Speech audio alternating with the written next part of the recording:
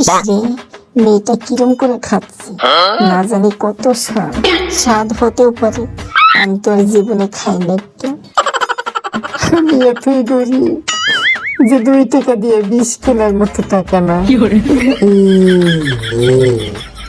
না, ওদিকে চায়া থাকি, দেখি দেয় নাকি।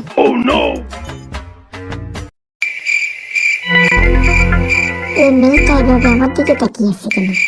আবার দেখছি মুখ দিয়ে পানি পড়তেছে, মনে হচ্ছে জীবনে কোনোদিন খাই না। আহারে, না একটু দিয়ে আসি। এই নাও বোন।